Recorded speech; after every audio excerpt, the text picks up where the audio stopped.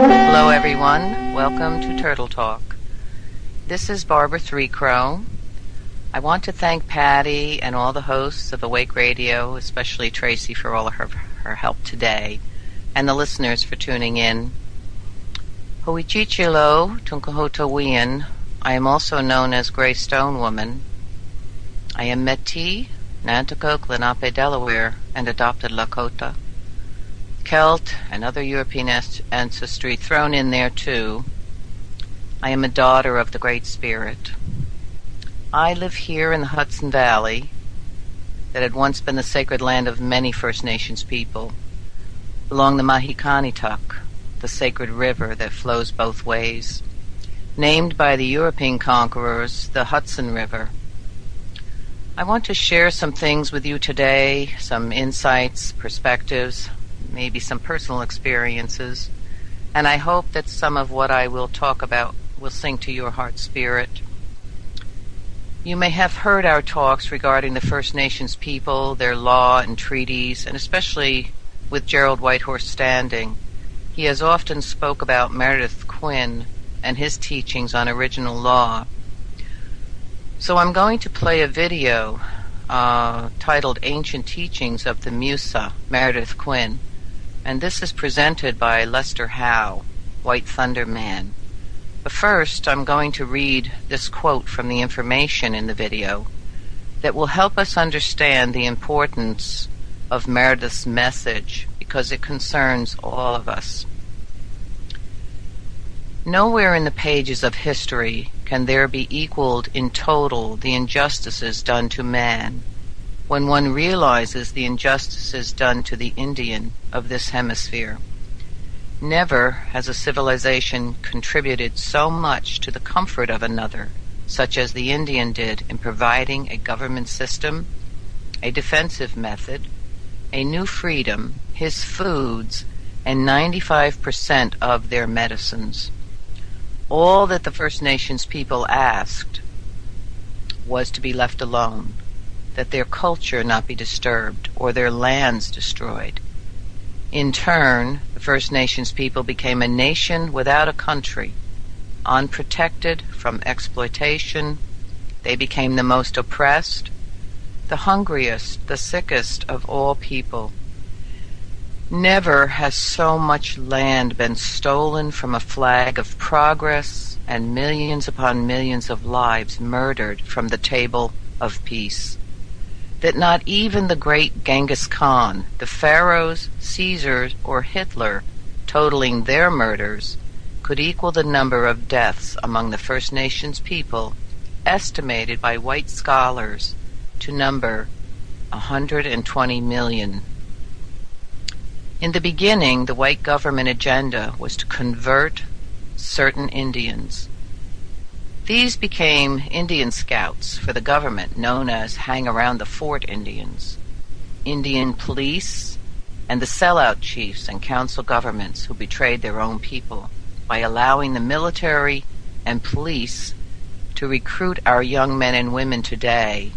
They knowingly have our children give up their allegiance to the Indian way, the way of their ancestors, and instead they give it to the Crown in Canada, and in the case of the U.S. and other First Nations people, our Indian children give their allegiance to the United States government. The question is, how will these sellout Indians answer the Creator when asked, "Did you live the life and lie of the white man?" The purpose of this information in this video is to educate the world to the true legal identity of signatory tribal people, specifically the First Nations of North and South America and their descendants. Now, I think that this video that you're going to listen to is probably about an hour. It's a very important one. It really gives us insight and information into what the elders have been talking about. Meredith Quinn is no longer with us. He was a well-educated Native person. He became a lawyer for the people, for the First Nations people. And his understanding of the law and treaties is really in depth. And he really shared this information and this messages to help the people. But I do want to emphasize that what is going to be heard in the video concerns all of us, black, red, yellow, and white. So just sit back and get your tea and coffee, and I'll get back to you at the end of this, and I'd like to bring in some of our other hosts so that we can maybe discuss and get some feedback too, and their opinions on this. So, okay, so I'll get back to you after this. We'll see you on the other side. Thank you.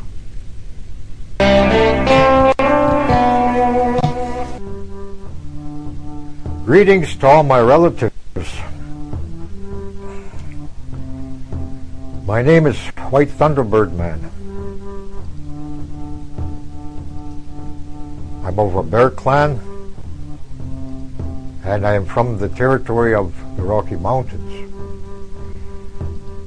It was the territory from where my late grandmother was from, and before her, and my late mother. I identify the matrilineal lineage because it is my true identity.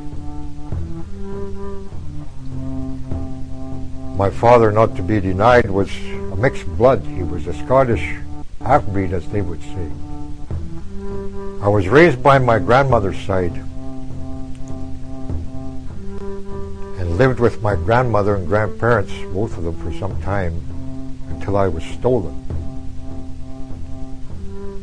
I was stolen from my mother when she first moved into these white man towns. And it was that time that I really began to try to find out what law, whether it be religious or otherwise, they used to steal me and my brothers and sisters from my parents. So that was my first introduction to law. So we're going to begin there with an idea of who I am and the purpose of talking to you in this manner. In my lifetime, I've tried to protect the earth. I've tried my best to protect the earth and the people. Whether or not I was aware of it, and there were others like me, were aware of it or not, whether we were aware of it or not, we felt it was our responsibility. When I grew up and met others who believed as I did, a lot of us were labeled as Indian outlaws, which I feel so good to have been, because it just simply meant we were outside the white man's law, the one that was used to steal them from their parents as well. So when I come home after many years of trying to help people regain their lands and to be able to protect them, I learned much from so many of the nations all over North America. I've been fortunate to go to Brazil and meet with tribal people there who are being exterminated as I speak.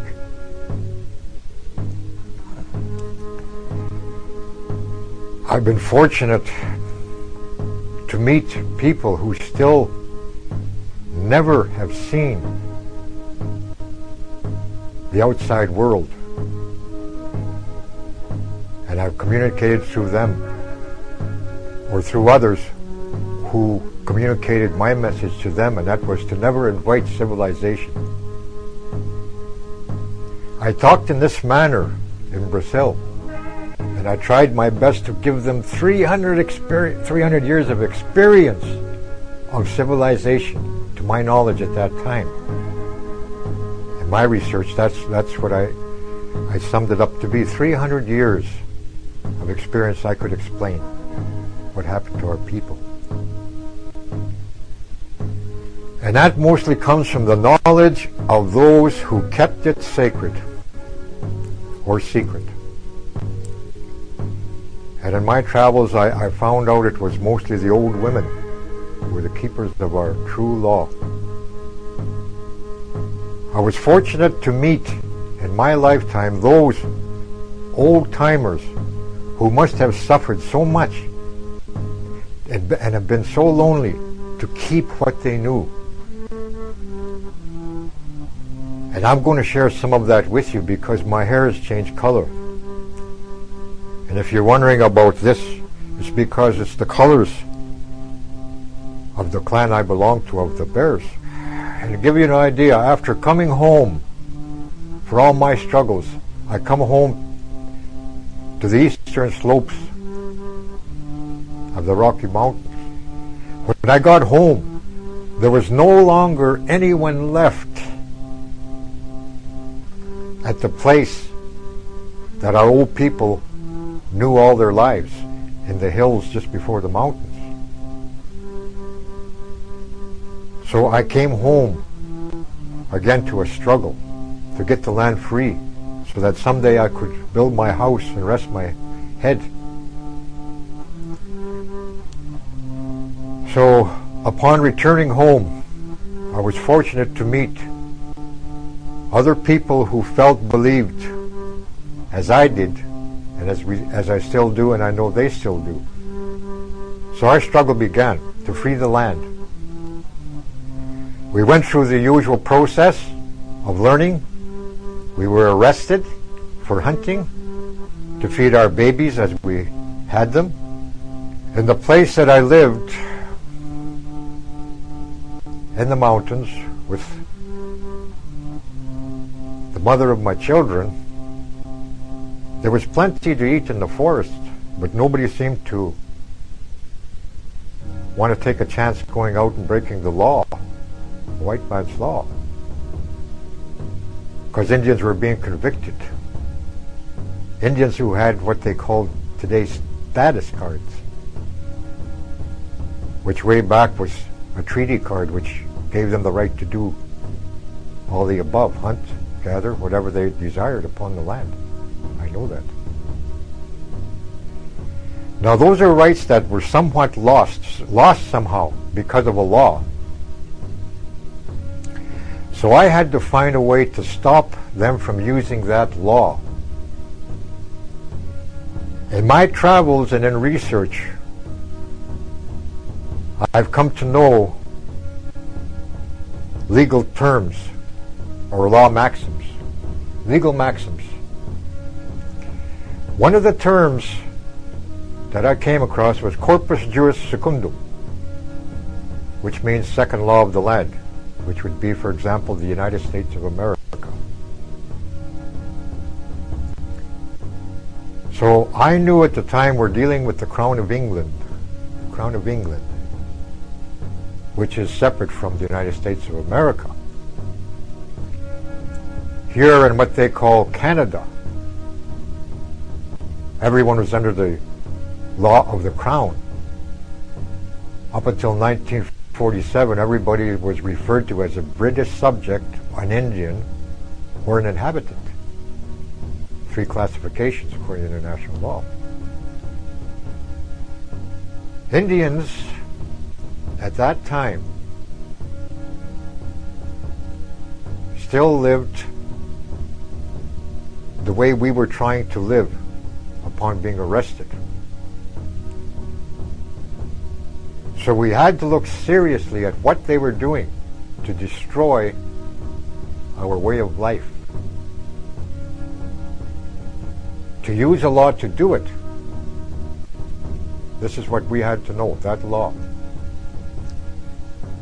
So we sought help from others who became allies and then became family. There is a process. And we began to have a look at this other level of law. I knew for the longest time that there was a first law of the land, but never being able to define it, but always curious. I was instructed to go to the east,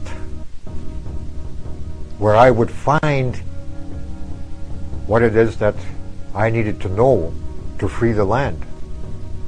For a good 20-some years, the quest was very, very hard.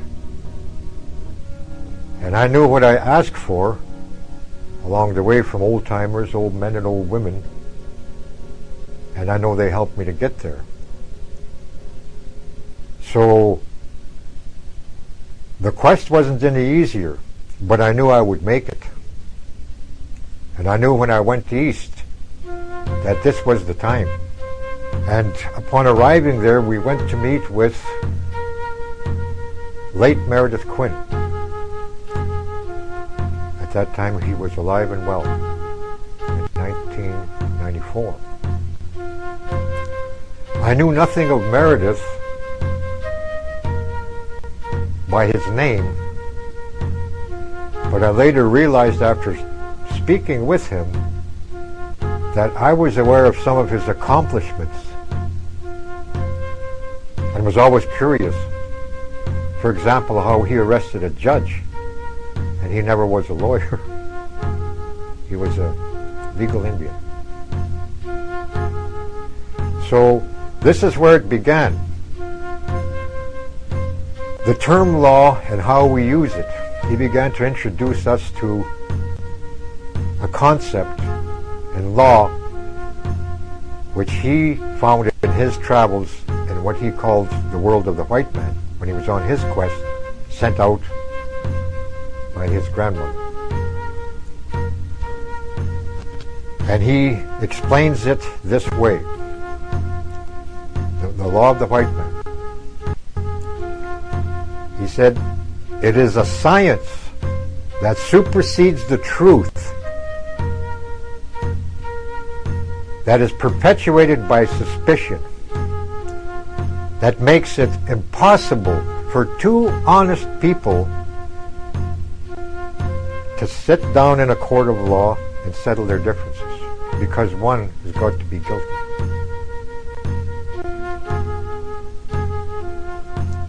So that was his introduction to the white man's world as he explained it. It started in and ended with law. So he began to explain to us the difference between the law of the person and the law of the Indian. When I say Indian, a lot of people today get very disturbed, and it is not to offend you, because the term is so accurate in describing our ancestors and also who we are today. Now, to go back to the law of the person. The law of the person derives from the right of discovery, which derives from the law of the primitive. The law of the Indian comes from, and many anthropologists know what I'm saying here now, and so does the ruling class elite of this world know what I'm saying now. The law of the Indian comes from the Great Mystery. In references to the law of the past, it was referred to as the ancient law of those who were tribal or of the tribe. That's the law where you get the law of the Indian as well as other tribals who may still be in this world, whether it be Africa or wherever, what other continent. Now, there is a term used besides Indian, which goes farther back, Now the term, although it be in English, can best be explained by going back to the past. The Indian, way back, was, as far as even anthropologists have tracked, the Indian goes back several ice ages. They don't know how many. For example, our tribal sciences, after you study them, under a tribal scholar, will explain that.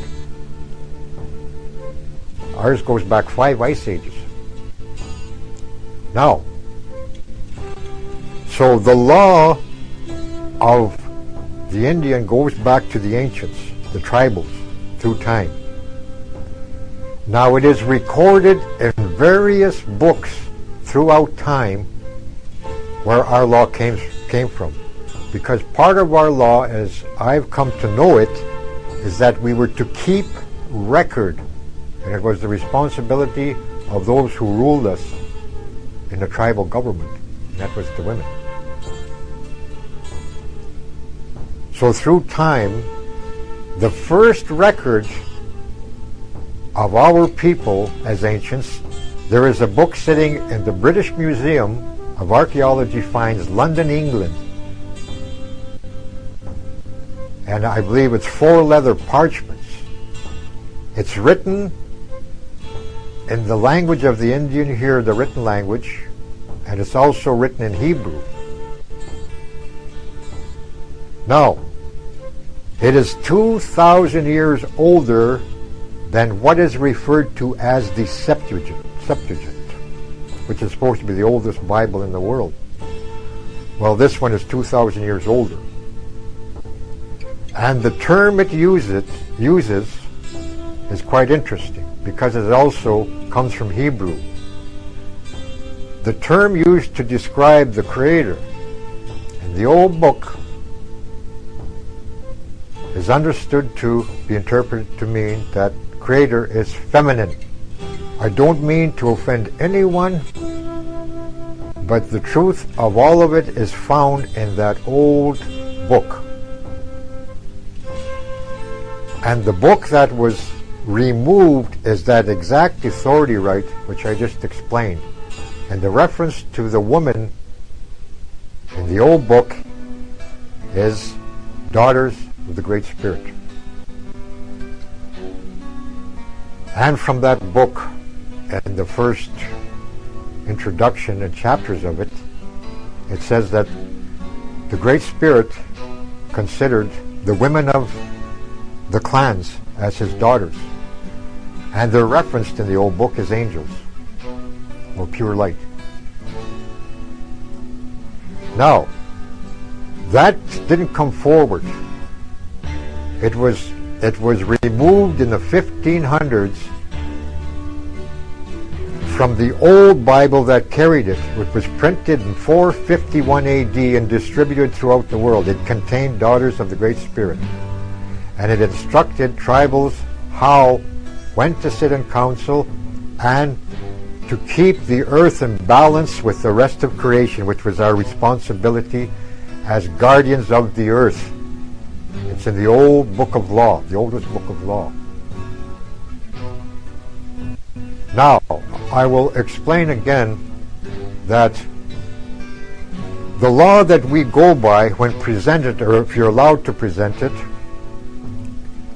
it supersedes the law of the primitive or the white race. Now let me explain what I mean by white race. White race is simply a choice of people way back in Europe, and I studied, and I can provide all references, which I believe we will do separately on this presentation. But the white race were a people who chose no longer to be of the tribe in Europe. That's the difference. One continued on to be of the tribe. The other decided to be of the race. The people of the race began to accept the new interpretation of the old book of law. And I can guarantee you today, and I will present the references, that all religions in this world are controlled. They're controlled. Even religions that are referred to as being Indian in this part of the world. So all law deriving from your religion or your philosophy or religious philosophy, that is a prerequisite to be accepted even in today's international law as a country. So the very idea of separating our law and it becoming a practice, it's undesirable, because ours is to be a living philosophy. It was given to be lived. I won't refer to the in-depth happenings between Europe and here since first contact. There's enough written about it. What I will say is that because our ancient people did not accept the new law of the primitive and the new book they brought later with their missionaries, 100 million Indians were killed because they still would not believe. So we have some experience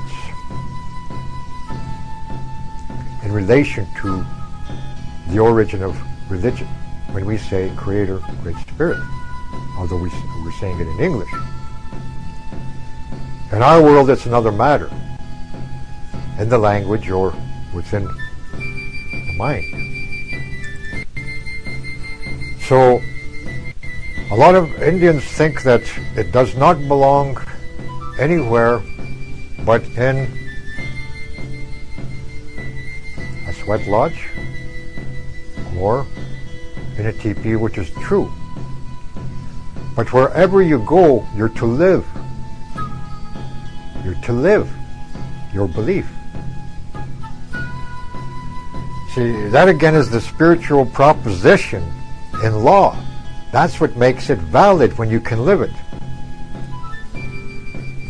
Now, to give you an example where there's always a clash between the law of the primitive and the law of the people of the spirit, late Meredith, who I refer to as a tribal scholar, which he was, I'm going to introduce you to him now and give you an example of how the law works and why the law of the primitive clashes with ours. Haynes Doctrine. That's an agreement that the white men had to sign down and say that they would no longer ever kill an Indian, cut him up, make steaks out of him, have the Jewish rabbi bless it, and sell it in the meat market.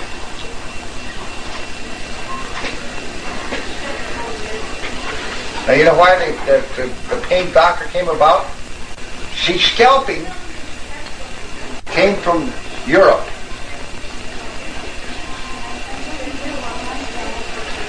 And so they used to scale, like scalping Indians out here was big business.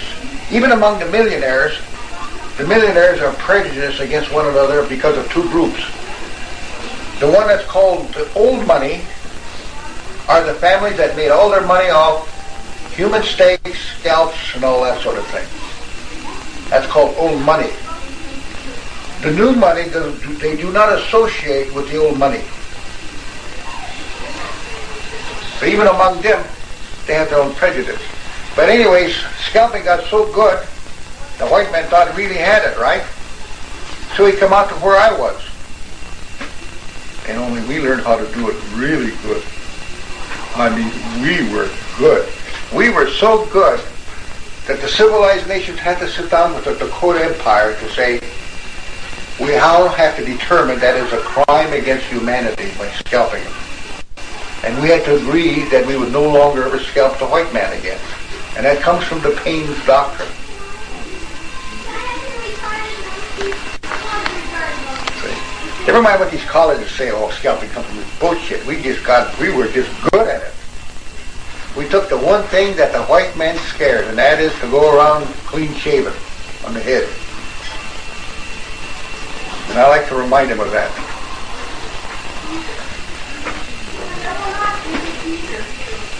Okay, so cannibalism.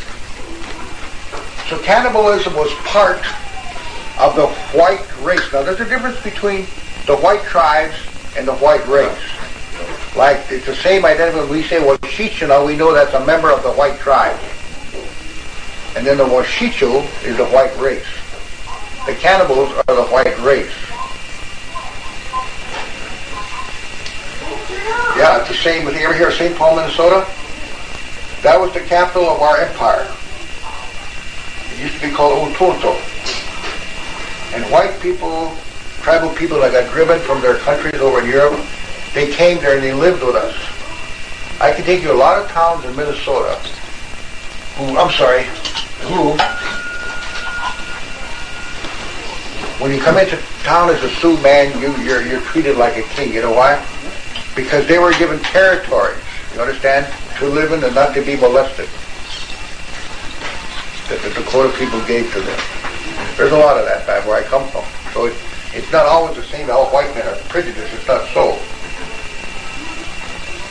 So, no fish on Friday is a fact because of Payne's doctrine. And you got to remember, when you ate steak, Indian steak, that was called the long pig. And from everybody that I've ever read on it said the long pig tasted a great deal like the short pig or swine. So the church doctrine of not eating any meat on Friday, it was put in there to make sure that the people through generations would stop eating human steak or stop practicing cannibalism. So you're talking about the people that were attacked that were cannibals? That's what they were. So cannibalism was going on before Columbus. Well, yeah, Columbus, it took 10 years to kill all the Indians in the Caribbean. Because they say that's when cannibalism first... No, that's where it's at. That's all. It took 10 years to kill every Indian in the Caribbean. Did you know there are no Indians in the Caribbean? It took 10 years because it was used as a food supply going back and forth across the Atlantic. And that's recorded documentation on this man. After meeting with Meredith, the late Meredith Quinn, he taught us that the old religion, when lived, can only be identified to the white man, really, by explaining the law that was used to outlaw that religion, which was done. So when he is asked about his religion, which I now feel good to say, I also explain, as late Meredith did, he's of the old religion that the United States declared hostile to all other Indians. That may sound very profound. No, it's truth and it is law. Along with what happened, the introduction of this new law, religions were made up. They look Indian, but they're not. They were made up by early spies among the various missionaries, call them what you will, black robes, and that sort. They reported on what they saw of Indian rituals and all that sort of thing. So this is where the information comes from, which was given to the military. The religions were made up by the military. The sole purpose of it was to have Indians quit living their old religion, quit living it. So it came down to very few Indians after 1885. There were very few Indians left. The law was explained so clearly in our time, not too long ago, by one of the old chiefs, who was a true chief, and meaning by the old law, the women appointed him. The Clanmothers of Dakota appointed him as the head chief of Dakota, and that was the late Chief Sitting Bull, or as we would say, Erpermostus. He was the one who explained to the commission when they forced him to come in and address the commission. There were other Indians there who signed a treaty with the United States government and were made prisoners of war. And many of them were his partners, family, brothers, during the wars against the United States, who were trying to destroy them. And many of them who sat in there with that commission when Sitting Bull addressed it, many of them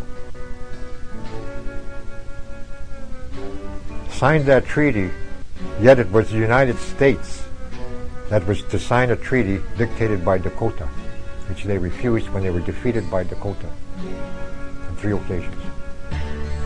So the United States still owes that treaty. Now,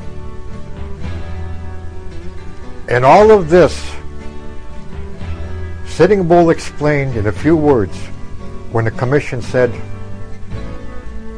and referred to Indians. They tried to explain he's no different than any other Indians at that agency, which was not true. He never signed a treaty, he never surrendered anything. So his statement was very profound. He said, and interpreted, of course, he spoke only pure Dakota. He didn't speak Sioux, he spoke Dakota. He said, they responded, Indians? What Indians? I'm the last. So even today, people are probably astounded, thinking it's so profound a thing to say. Perhaps so. But having a look at what Dakota did to defend all territories, it cost them dearly through time, as it did many of the tribes, to try and protect the people by our law. Now, so sitting with late Meredith was such an honor, it's beyond even mentioning honor, because he wasn't in it to be slapped on the back or to be given a prize. He did it because it was his responsibility to try and free the people. When I met with him and we communicated, I knew right away that this is exactly what I asked the old people who used to put me out and suffer me harshly. When I asked them for a way to free the people, find a way. I knew that was it, sitting with him. He also instructed that there is a law that is used to keep the Indian today in their place on the reserves. Now, he points no finger, but he explains it, that the existing system on a reservation today is nothing more than an autonomy-type government. Autonomous comes from Greek autonomos, meaning self-rule or self-law, but you're under the supreme sovereign of another country. It also comes down to being a charter. So it's a charter type government. And its only function is to serve the government in this country, Canada, and in the South, the United States. And is designed to eventually destroy the Indians and break down the law of their treaty. That was the purpose of it. There is a case in the state of Washington that was blacked out by a court order from the state governor, but of course Indians talk about it as I'm talking to you about it. It came to light for me later on in my years in the movement on the West Coast. Have you ever been in an incident where you could arrest a judge? As much as subpoena the judge, but I arrested a judge. I arrested a judge off the bench. Have you ever heard of the Tacoma, Washington, what they call the 57, Tacoma 57? I've heard of it. There were 57 Indians that were fishing salmon in the Pasquale, what is it, the river in Tacoma? Yellow. Huh? Yellow. Okay. And they arrested him. Charged him with all kinds of crimes. These guys were going to be gone 15, 20 years. I remember that was Hank Adams. That's right. So they called me up to do it, and so I said, well, shit. You know what I mean? These guys got autonomy governments. They give allegiance to these state governments that they call Indian governments. Shit, I'm whipped. And I remember I seen some of the films on it. It looked like a war zone. Have you ever seen some of those films? Jesus. So the only thing I looked at, I did a title search on the city of Tacoma. So I went and did a title search on the city of Tacoma, and I found that the deed for Tacoma was not a legal document. It had not been signed over by any group of Indians. It had never been terminated by an act of Congress.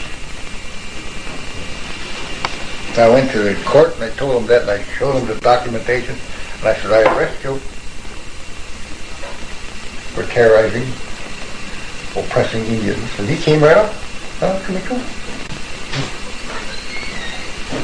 He stepped down off the bench. Yeah. You know, the white man knows his law. Don't kid yourself. He knows it backwards and forwards, in and out. Don't ever underestimate him. Did you prosecute him after the arrest? Huh? Did you prosecute him after the arrest? No. They were gone. They were free. Just went out the door. And they could fish from this river at 22 Tacoma. So I just explained to you the source of their law. We can go into all the differences as why it's enforced or why it should be enforced, but the truth of it is, it doesn't belong here. We are now in times that are very troubling for many people of the world. And many people are worried about their children's future, or if there is a future.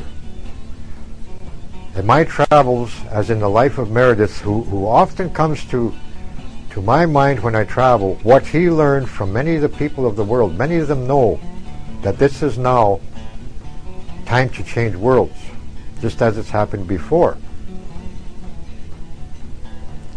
So it is the law that you go by that will determine your children's future.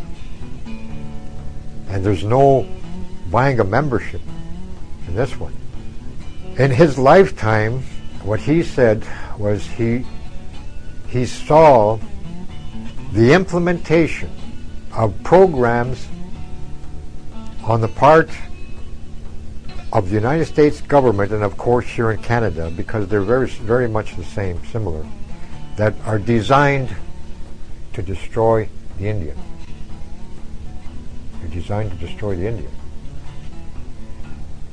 He showed us programs that even contribute to the suicide of young Indian people. I can say, after looking at the information he provided, that I was somewhat a victim of that process that he explained. And it actually is mind control. It simply is mind control. And we had a very serious distaste for the destruction of the clear cutting, which was farther east of us, for the death of the caribou herd there, to highway traffic. And the people were told in that area, also by their the keepers of their creation stories, whether they be recent or not, they were told of a highway coming through there. And it wasn't described as other than a highway. So it was foreseen by one of their old people. So they've lived it in their time. So I had to have a serious look at the law that I was given to carry on. So when I really studied it in depth, I realized this is, if lived, the way to free our people, is to become legally who we were given to be. So after discussing it with those of us who agreed, and it was our personal choice to become part of a tribal government and become responsible and protect those mountains as we were given to do, we decided, those three of us, we did it. So there was a responsibility, according to international law, to serve notice, in actuality, to the world. To the world. To let them know that there are still tribal people left on this earth, and that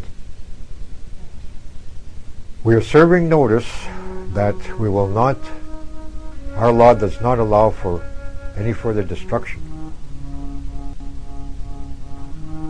And that the command sent from our territory to the Crown of England had been acknowledged by the representatives and by the Queen herself, Queen Elizabeth II. So we fulfilled our responsibility by learning the teachings from the old man who was sent to free Indians. So his responsibility is carried on the best that I can. And his responsibility again came from the woman's side. The authority was his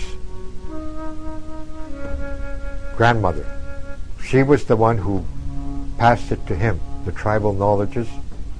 So that responsibility again goes back to the authority right, which is the woman, his maternal grandmother, his mother's mother. He did a document about her. Her name was Streichard. Agnes Streichard, Dakota. Now, her mother was referred to as she who speaks once, and she was the head clan mother of Dakota, and she was the woman who appointed Sitting Bull as a chief for all Dakota. So this I do know. So upon receiving it from Meredith, he's already, in a white man's world, presented his credentials and who he is from the authority right of the woman's side at the United Nations. In 1973, right after an incident many of you may know about or heard of, was the Wounded Knee confrontation. And it was in South Dakota, a place called Wounded Knee, where the Dakotas 1890 were slaughtered and they were buried. It was a standoff, armed standoff, which many of us gave our energies and whatever we could to. People would never be harmed. He was the legal representative chosen by the headman to go to the United Nations. So he went as a representative and also as a descendant of signatory Indians, the authority right coming from the woman, his grandmother, who the United States know was descendant of Sitting Bull's people, a true sovereign. There's a case that comes to light. It was in the state of New York. It's a federal case where he explained the judge ran out of the courtroom. And I have met some of the people who were in the courtroom at that time who witnessed the judge running out of the courtroom when Meredith began to make his legal presentation. And he explained the reason that judge ran out of the courtroom is that he wouldn't be responsible for the collapse of his corpus juris secundum, second law of the land, his rule of law. So Meredith went by a law that superseded second law of the land. Now, let's go back to that. He simply said to us, the reason you're still all right out there, where they don't disturb you too much in the mountains, he said, is because Dakota defeated the United States in that area. I know what he meant, because Dakota was part of the families, were in a sense one of the head families of all the tribes. We were related through clanship all the way across this country. We were related through clanship. Now I'll stop here and I'll have to say that's the purpose of those who came with the right of discovery. They came to destroy us. And that's where this court system comes from today, that Meredith was continuously putting an end to. Now, so when we look at law, for me, it is so simple. I can think of how that was applied in 1800s, 1850, 1400s, earlier, and today. For the future of Indian people in this world today, being this 2007 Gregorian years, it is a time for Indians to wake up and become Indians. So let's look at that term and relate it to law, which we learned also from late Meredith, or I prefer now to refer to him as the Musa, which is given Indian name named by his grandmother. So when we look at the law today, and we look at the law that governs Indians, you can pretty well tell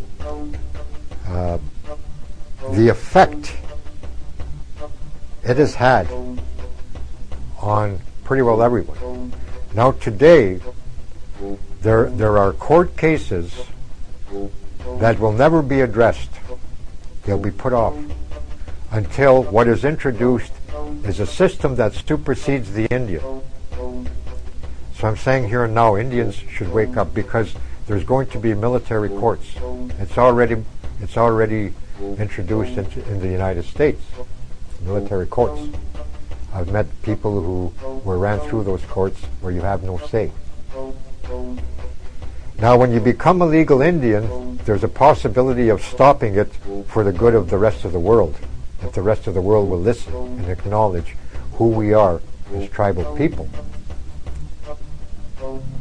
The law that we go back to when we become Indian comes from, again, the teachings from late Meredith, or the Musa, Los Sin Dios, which means those without God. So remember the law that you go by, and when you say that you're native, then you're no longer Indian, because Indian comes from Los Sin Dios. It was a death sentence, and it was also sanctioned by the Vatican, and the terms used were spelled out in the various papal bulls issued by the Vatican. So Los Sin Dios was a reference to our people. Some of the professors I've met in my time said in Indian studies presentations that Los Sin Dios means Una ente los indios is what Columbus said, the gentle people in with God. No, I thought, no, that's a death sentence. It's a death sentence. So the papal bulls issued by the Vatican said that the people here, our ancestors, los indios, those without God, can be killed. And I want you to know that law has never been removed. It's been stopped. It's been stopped by Dakota. It's been stopped by other nations, Indian nations. They had to defeat it.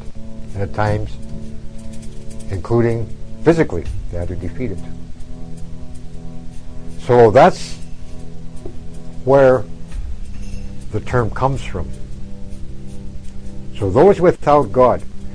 Now, the reason being that many did not accept God.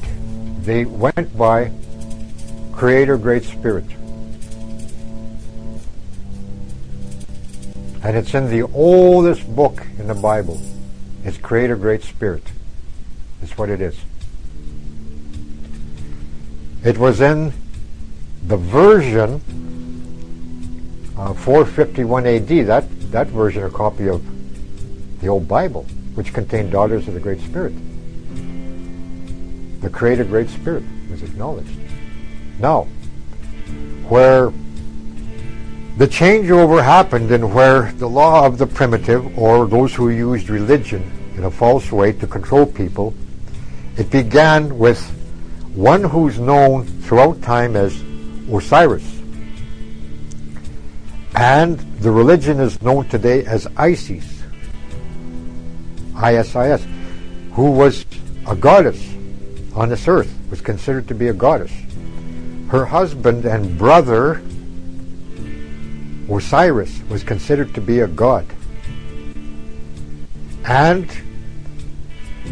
he commanded the changeover and introduced the new Lord God.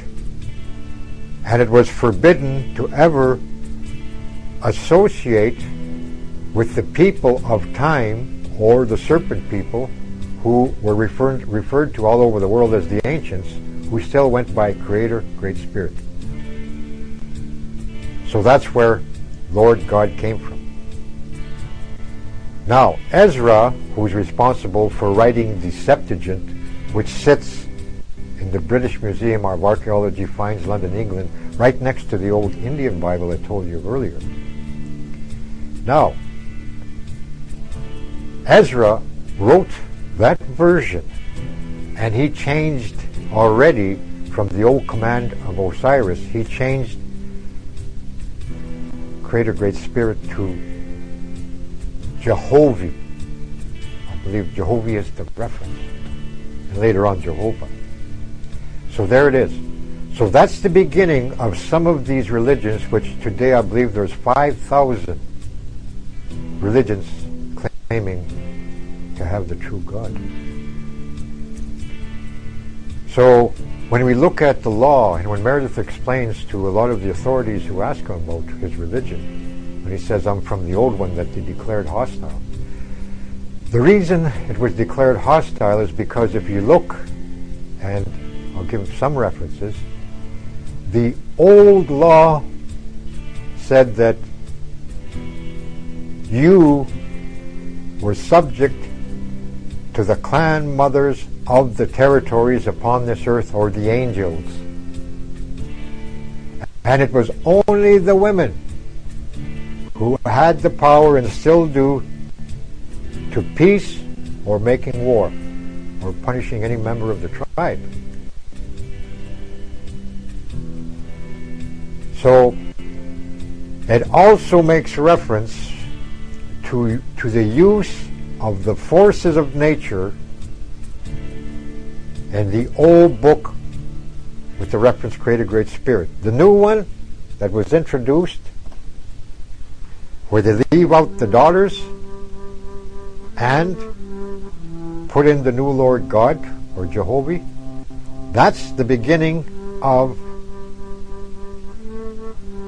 the use of implements of war and destruction, police action, and mind control, which is not legal. Now, we're going to move up a little bit to some of the teachings, and I will also show you some of the documentation. And here's what explains how people of the world can be freed. But it takes your lifetime, as we mentioned earlier. And here it is. There are 6 aboriginal treaties, 6. That is the foundation for all international law that every nation, civilized nation that is, must abide by.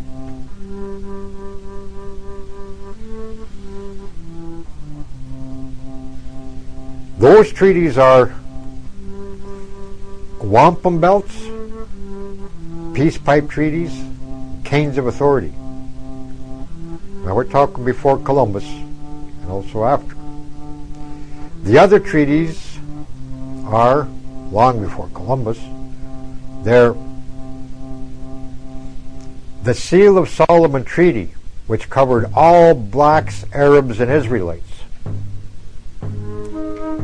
Asia and Minor Asia were under the Palladium of Troy Treaty. All Saxon, Anglia, Mercia, Northumbrian groups were members of the Cleopatra tribes, or the white tribes of Europe, and were under Noah's Ark Treaty. So Noah's Ark is not a boat per se, it is a treaty, which Noah is forced to sign, and I have the date. So these 6 aboriginal treaties that are the foundation for all international law. From them come the law of nations, which has Clanmothers, who hold territorial right all over this earth, even today. So, when we look at those 6 aboriginal treaties, that is really the law that kept the world free. Very simple. Peace. Now, when the women were in power, then the government, as it's called today, was the law of the land. It could not be superseded, wherever that woman held territorial right. It is still the same today. Now, so the civilized nations, the civilized nations of the world are subject to this law, because the foundation comes from tribal people, comes from the first law of the land. Now I must say again and emphasize again,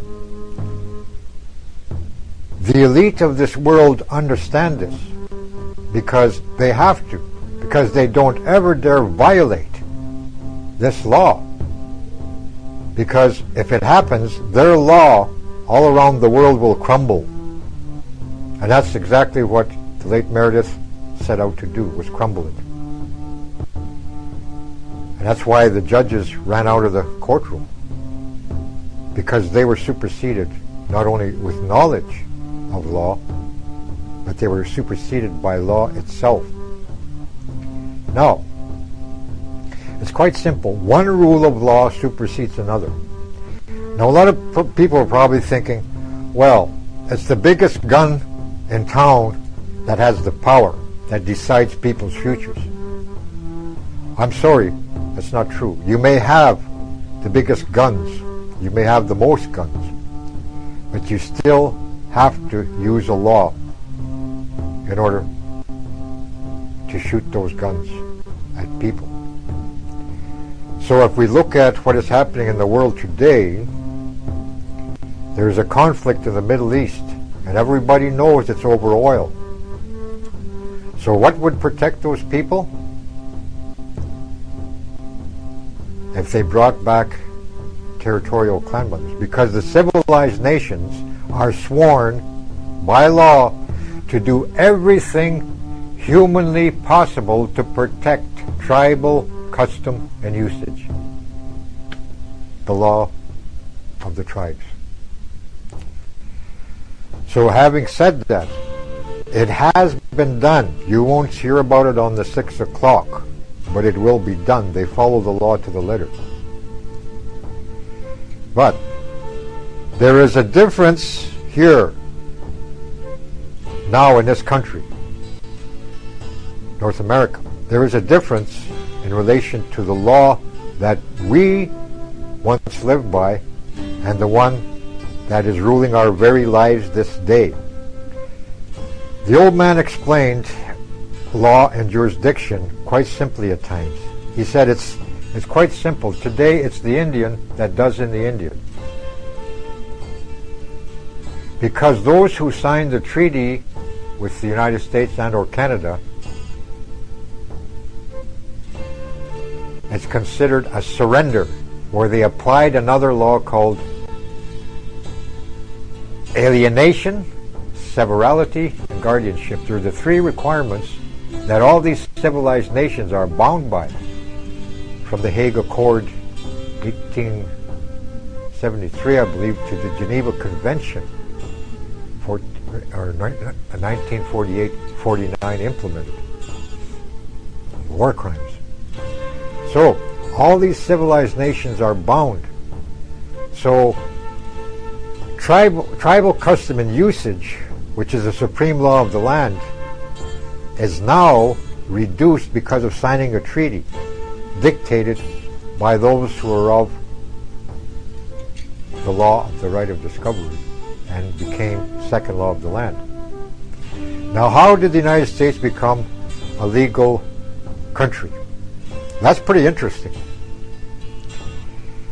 From what the old man uncovered, and some of us had some knowledge of it at the time we discussed it, but he put it exactly by law how it happened. See, when the United States people they were not even known as the United States yet. They were simply members of a penal colony. They were like prisoners. And when this alleged war took place between the 13 colonies, it was Abraham Lincoln who was actually a renegade leading the North to defeat the South. Now the South was the legal government simply because they had more money and they were financed from outside. So they were on Indian land, but they were there without holding any title. They were never allowed to hold title. That was the agreement between the Iroquois Confederacy and all of these colonies, because they came here because of religious persecution. They were being killed as tribals over there. That's why they came here to begin with. So they're given refuge because of presenting the sacred signs that you need to present to show that you're tribal. So that's how they gained entry. So these 13 colonies went to war. And, you know, when the North defeated the South, all it was two groups of prisoners having a difference of opinion. That's all it was. But the North made a Seneca Indian a general in their army by the name of Eli Parker.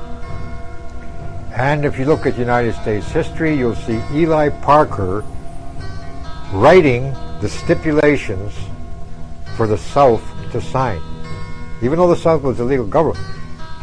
Now, this Indian was a signatory. Because of treaties before Columbus, he was acknowledged as a sovereign, because it's only sovereigns that can make treaties. The United States was not the United States at that time. It was 1865 when they came into existence as a legal entity. But their reference to sovereignty is in question. Now, corpus juris secundum means, and this is from United States court history, that the United States can never have royal bloodlines. And in their court history, they explain who the royalty is in this part of the world. Remember, this is a function of a country that isn't allowed to have royal bloodlines. So they explain those Indians, even the term they used, I believe, was aboriginals, who go by the ancient religion, where the women of the clan select or appoint the chiefs to speak on their behalf. It's to be understood that they are the kings and queens of this country, and their offspring are to be of the same bloodline. Now, I brought that up to make you people realize it's because of the clan system, your bloodline was important, and it was always the mother's side, because she was part of the original law, daughters of the Great Spirit, as all women were on this earth. So when we look at it today in relation to, like what we did in the mountains, was to serve notice to the Crown of England to show that the authority right is back. So even though they assumed jurisdiction there, they still had to have a clanmother over that territory, a white clanmother. So whoever she was, it's not important to us. The point is, we commanded the Queen and told her to let whoever owes title there, let them know, no longer. The women there hold title. So when the old man said law is simple, I seem to understand what he meant. There's maybe a lot involved, but it's quite simple. But simple things are hard. He says, law is simple, but you guys take it somewhere it doesn't belong. And I realize what he meant. So, the purpose for Indian people today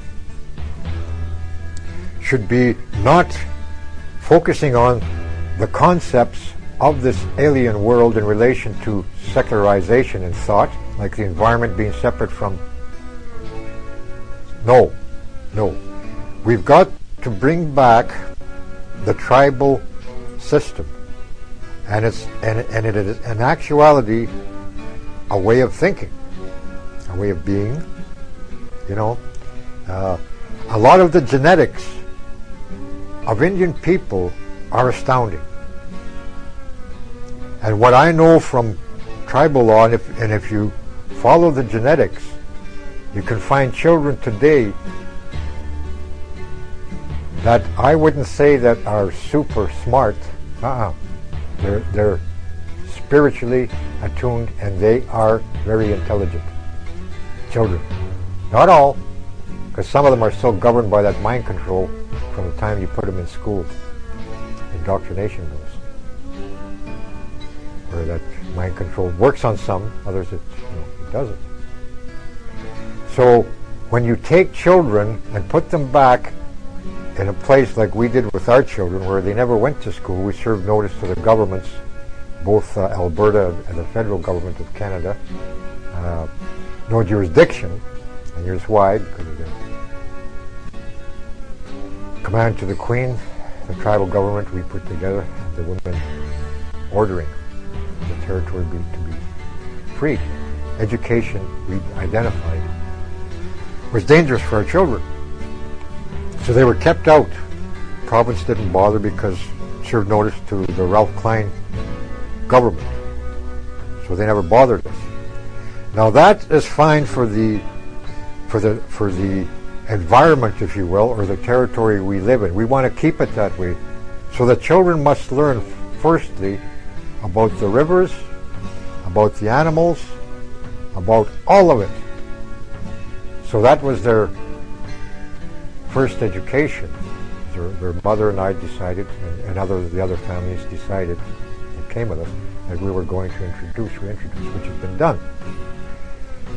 Now, the concept of education, now here is one again that was very, very powerful, is the Indian education system.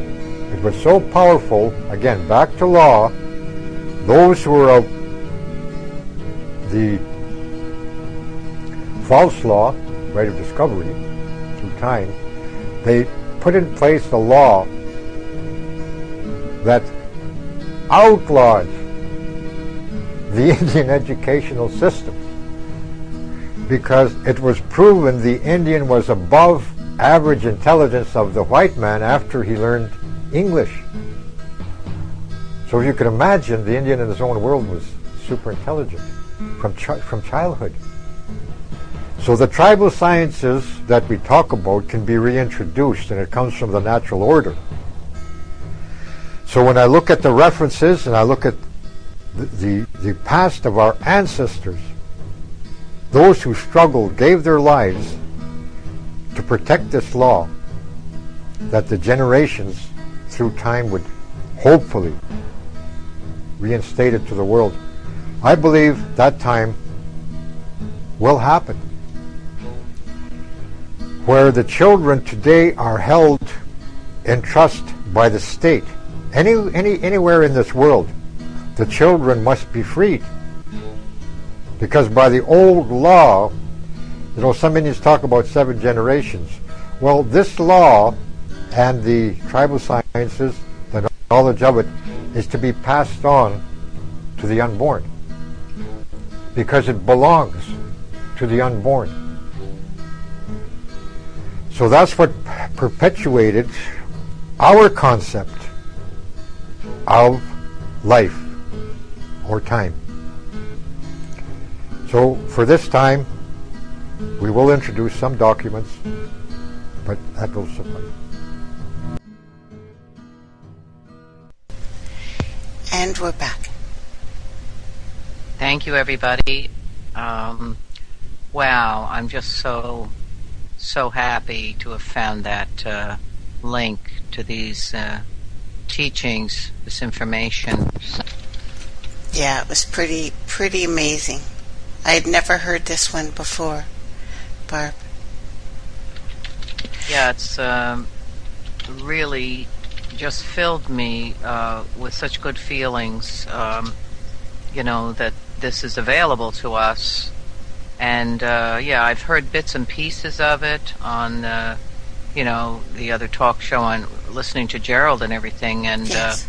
I finally got around to searching it out, and then I listened to this whole thing, and I just said, well, I just got to play this for everybody here. So I'm really glad you did. I'm glad you found this.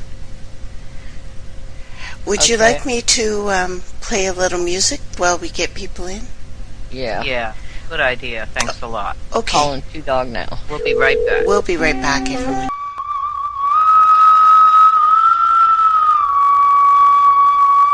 Everybody, we're back. I've got a few people here that are going to give some feedback, some input into what we just heard. I just want to thank everybody for hanging in there, and I hope this was as interesting and exciting for you as it was for all of us. So, yeah, there's Zeets with us, Patty Walking Turtle, Chief Charles Two Dog, and Tracy Kennedy. So, I got really excited when I found this link, and as I said before, we've heard a bit of it, a little bit of information on this, on Meredith Quinn, over this last year from Gerald Whitehorse Standing.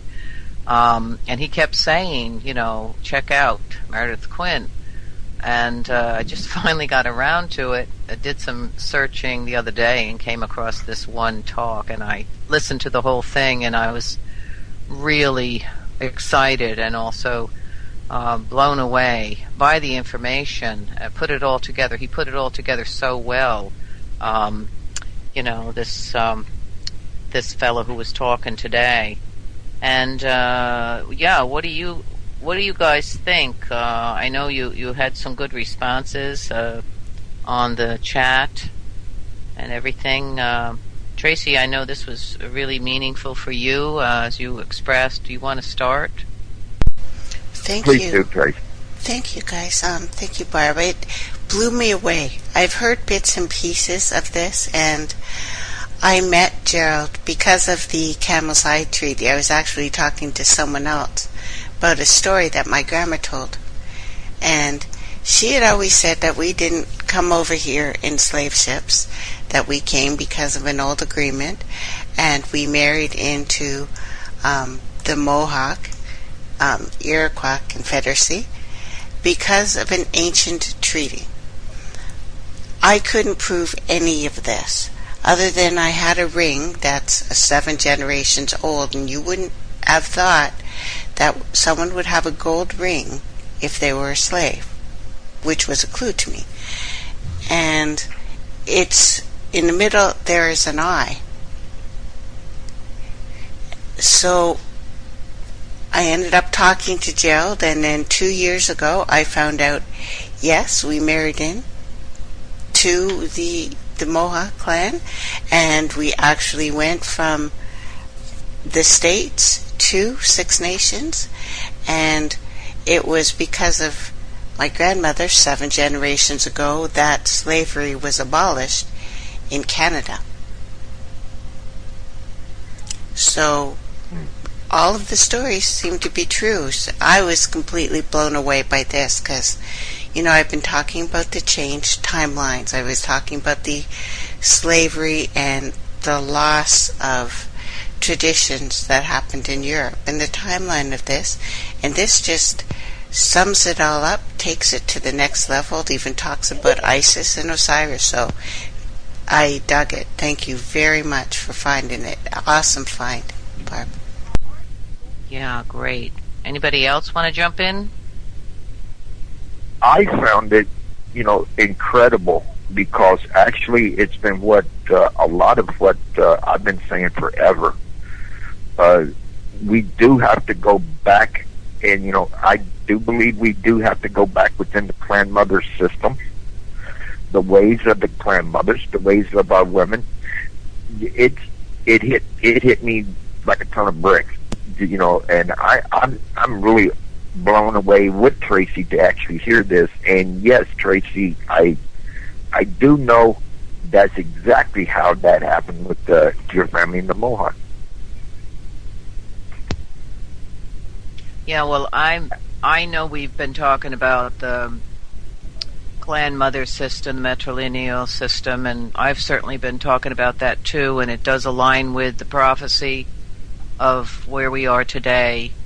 So it's very timely, the prophecy of that return of the Clanmother system, the sacred feminine, which basically upheld the harmony and balance for the people and so on. And so, when he speaks about that, and also we've talked about the fact that all nations, black, red, yellow, and white, our European brothers and sisters, our own people, because I'm Métis, some people of mine came from Europe, the clan system there, it existed, Well, you had the Scottish, the Irish clans, you had the tribes of Europe that defeated the Roman Empire.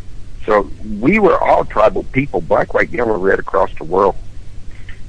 We also had the matrilineal system as far back as Egypt, and the revering of the women as sacred, as light bearers. They were talked about that way as well. So, Patty, what do you think? Well, it's we are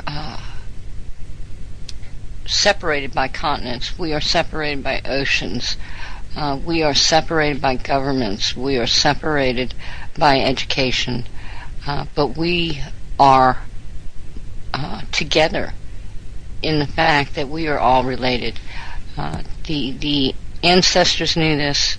The indigenous people who still hold on to the truths, who can still remember them, they say this.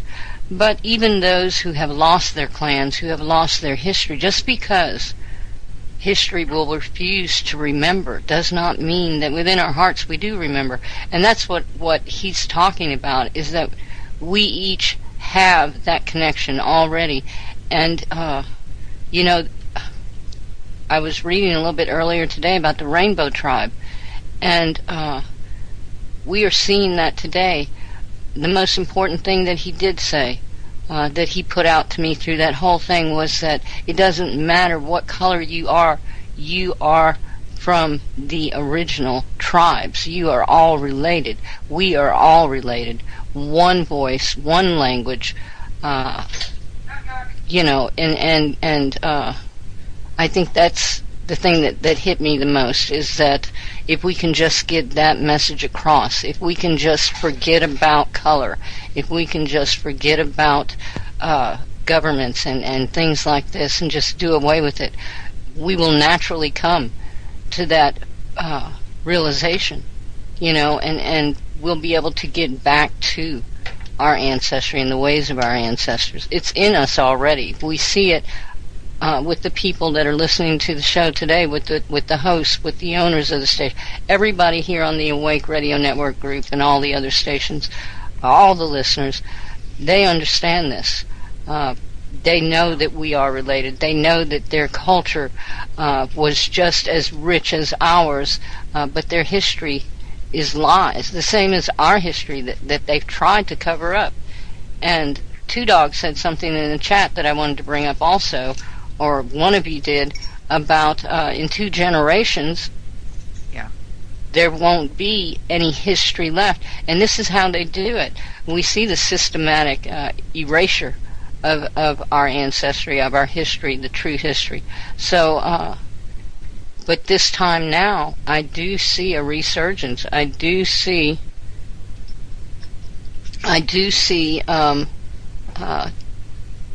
us coming together, us realizing who and where we come from.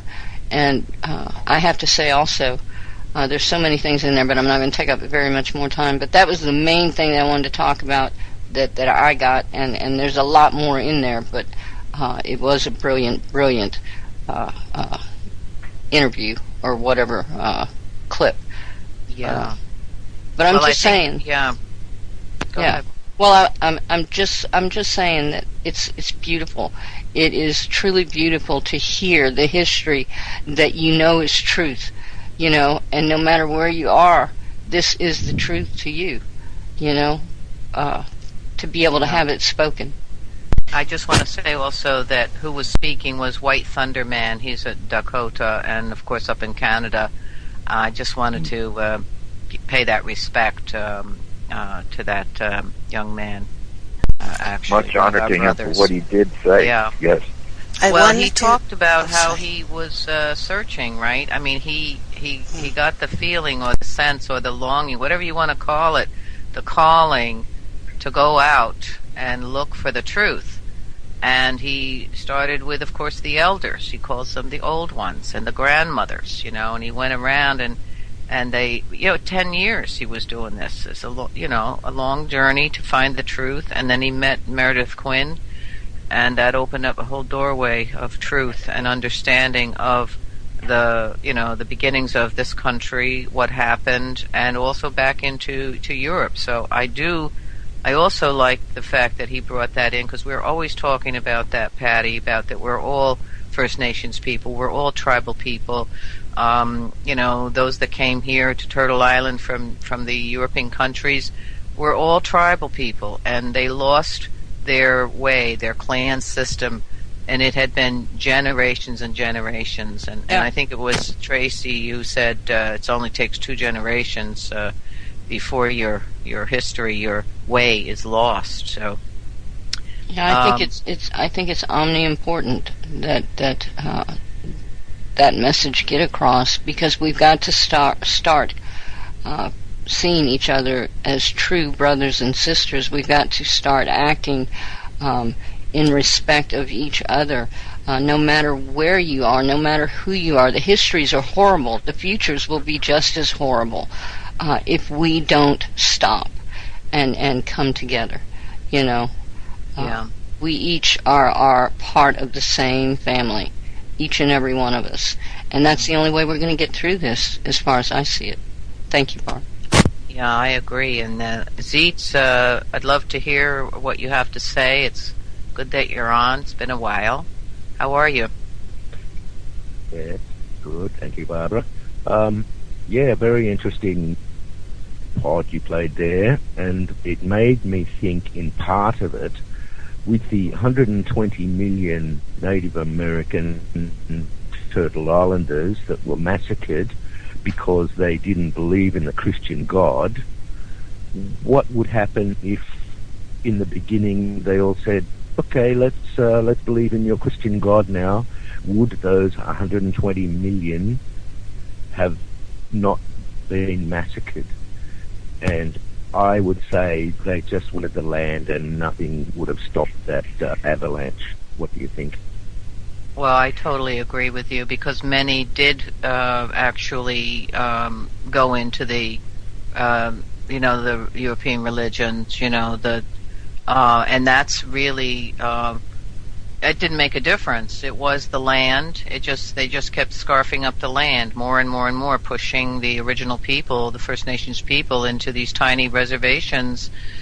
It didn't take long for that to happen, like a wave, like a tsunami wave that went across the land. There's an actual video that shows a timeline, of how that happened, of the amount of, the places throughout the whole of Turtle Island where the First Nations people lived. And then little by little you see it all being taken away and them just getting crunched into these, smaller areas.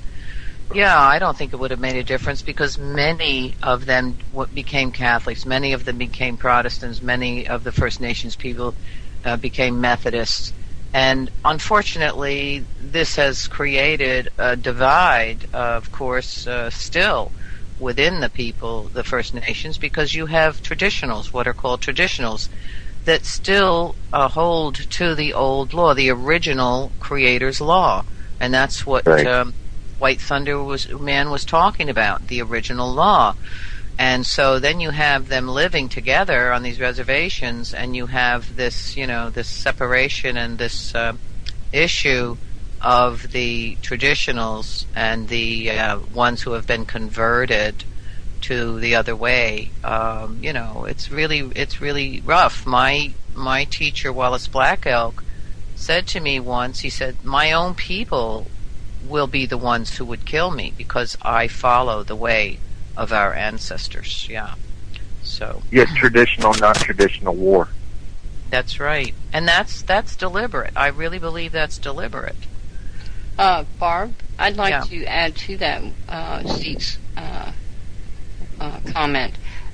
They would go around, and this is documented, the churches would go around and they would set up in the forts missions and such like this, and they would bring the Indians in, and their purpose, and this has to do with the Catholics mostly, but other ones also, their purpose was to bring the savages to Christ so that they could then be killed and saved.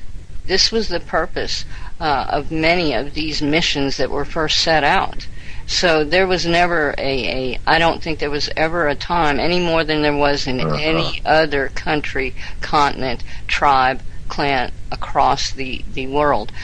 This was a systematic, barbaric way of getting rid of the opposition, getting rid of the indigenous people of the land, wherever they went. I agree with you, Patty, very much, because it was to, before they kill you, they have to save you. So pretty much that was exactly what it was. Yeah.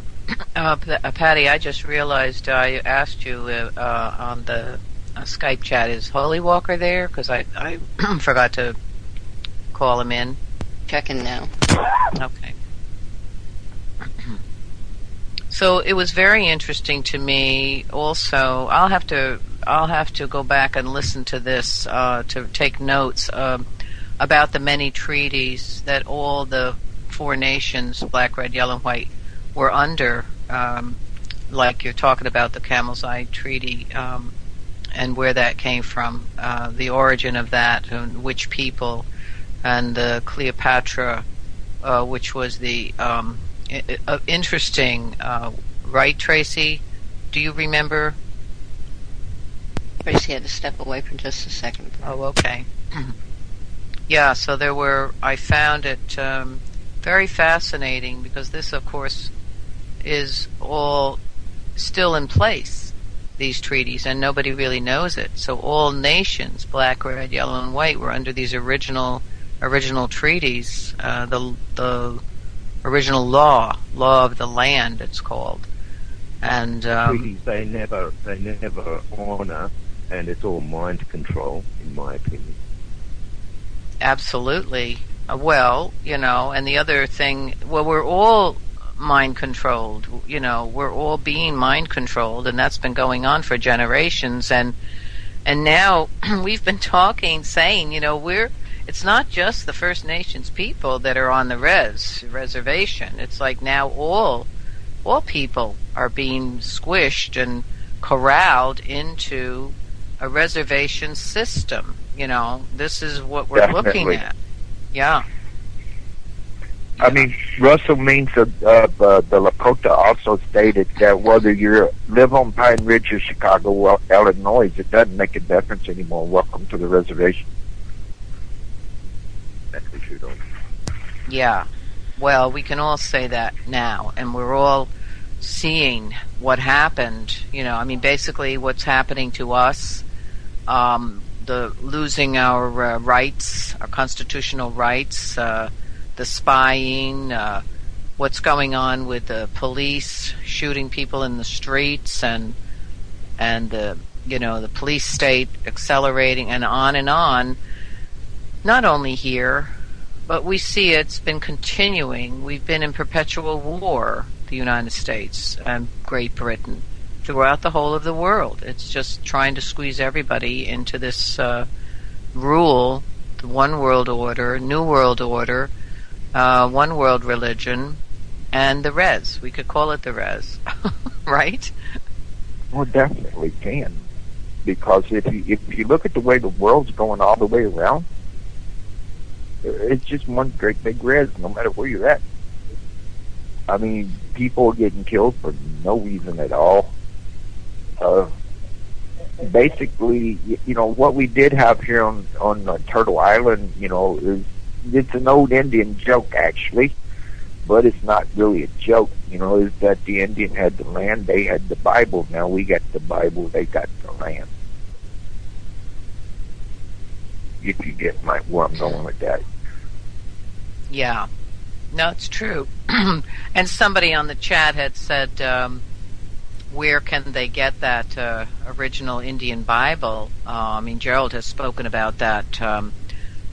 What is it? Several thousand years old. Yeah. That's in the museum somewhere, hidden, locked under lock and key, in the museum in Great Britain, I think. And he said, "How can I get that? How can I get that?" And I said, "Well, they're not going to turn it loose. Number one."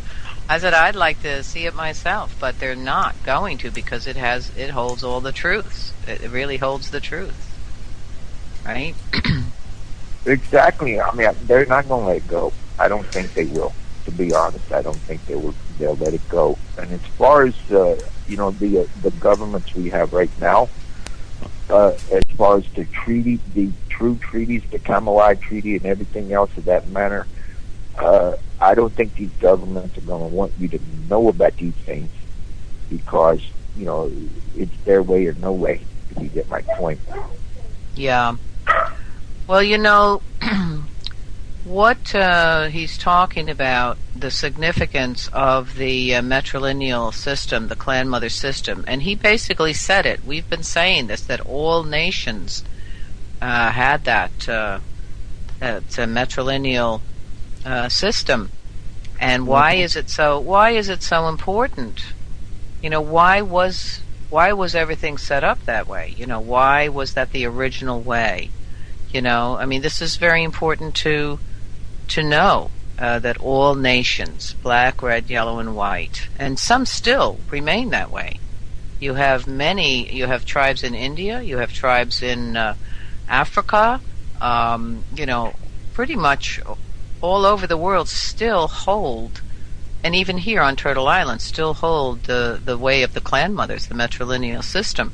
Granted, a lot of the nations, First Nations, have lost that or had been, taken away from them. It's been corrupted, for sure. But, we're working on renewing this system because it is so significant for the survival of the people. It's Creator's law.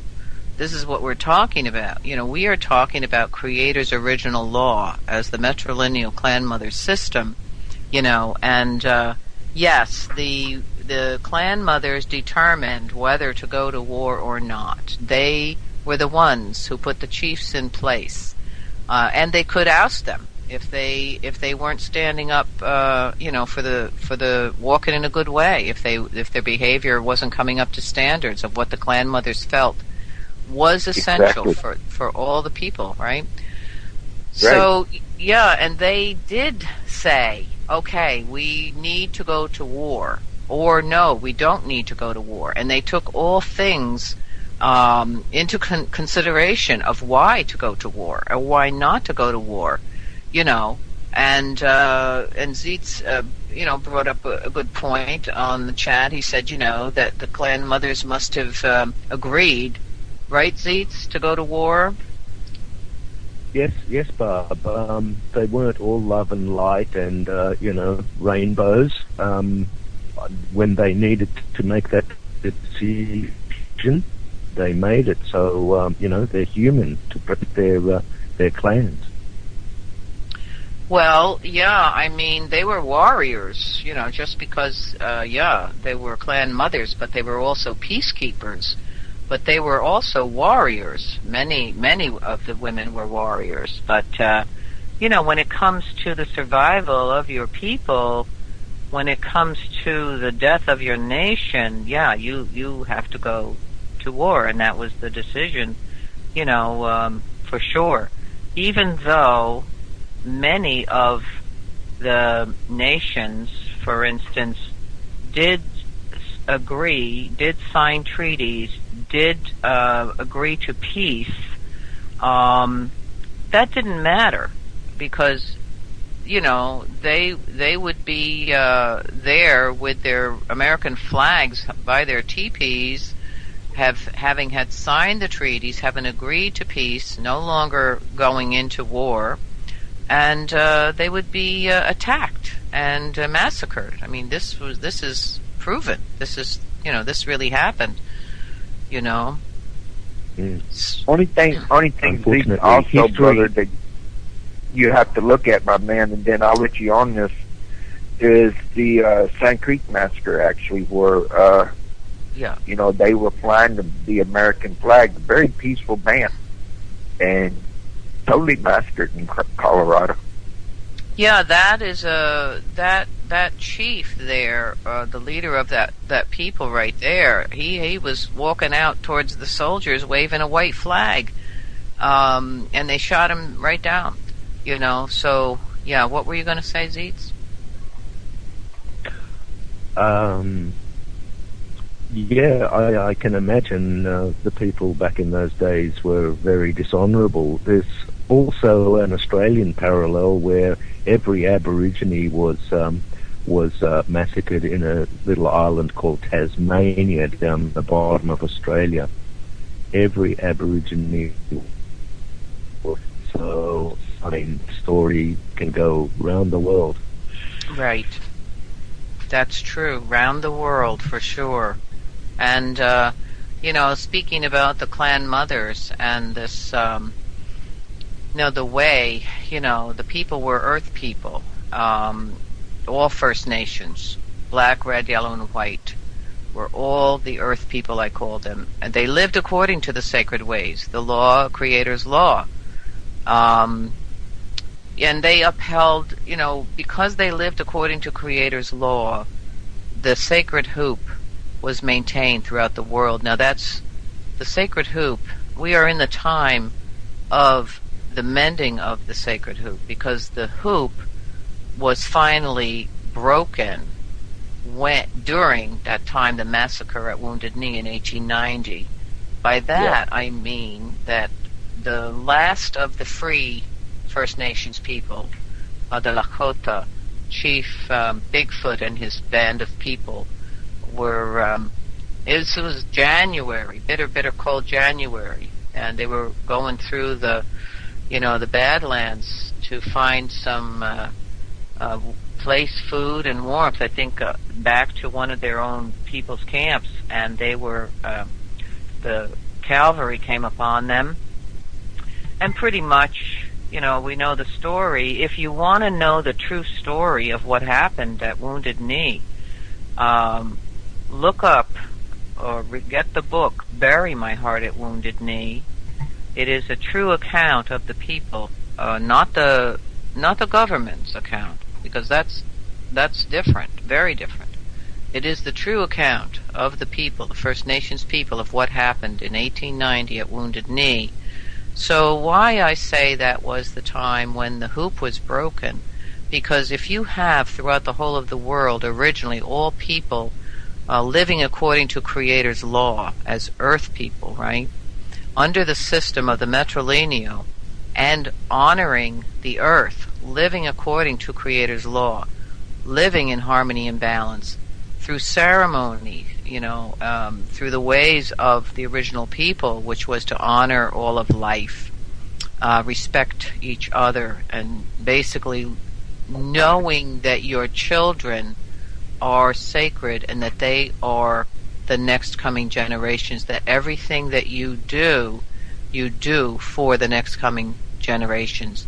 So you have to be conscious. You have to be consciously aware of the way you live, what you take, how you behave. This is Creator's law. So when you have, for centuries and centuries, all cultures, black, red, yellow, white, living according to this great law, and that's sustaining energetically the sacred hoop. That's why we say it's the sacred hoop existed in harmony and balance. And then it slowly started to be chipped away at, and that started in Europe with the First Nations people there. And when they started to lose their way, and when they started to shift over into the dominator patriarchy rule, which didn't really care about the land, didn't care about the water, didn't care about the children, that type of behavior, they slowly slipped into it. The hoop, the sacred hoop, energetically started to be chipped away at. When they came to Turtle Island, this was the last bastion, I call it, of the sacred feminine, meaning of the Clanmothers system, the harmony and balance between the sacred masculine and the sacred feminine. They came here to Turtle Island, and they realized that they just they came upon this land where the ancient system was still in place. That was already destroyed in Europe. So they had to work diligently to destroy the Clanmother system here. And like Patty said on the chat, those people for generations that came here forgot. They forgot that they were a clan system. They forgot the ways. So when you come here on Turtle Island, in 1890, by then, in 1890, the great majority of the people here on Turtle Island were defeated. They were.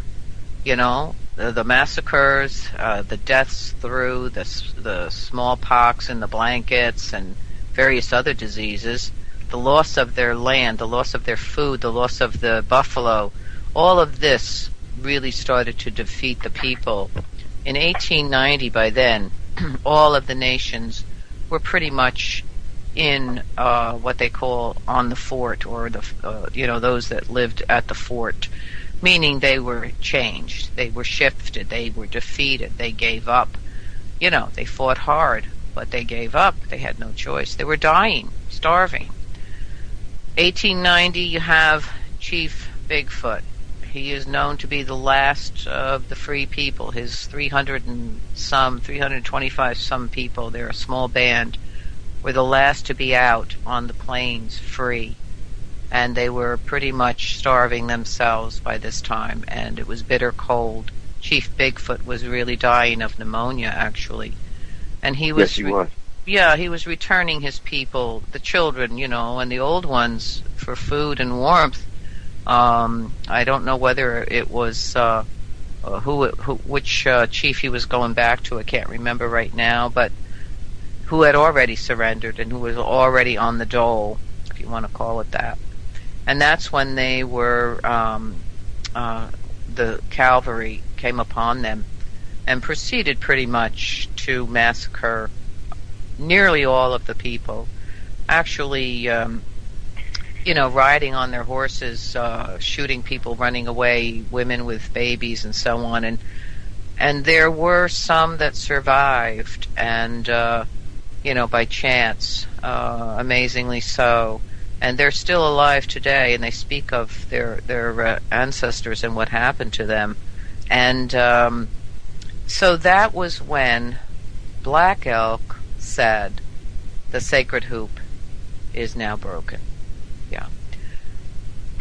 What they were looking for, Barb, to be honest, as far as United States cavalry was concerned, as far as the old Custer's cavalry, by the way, 7th was Cavalry. the 7th. It was the 7th Cavalry. And what they found was they kept asking Chief Bigfoot for the weapons, and he couldn't find. They didn't have as many weapons as the government thought they did.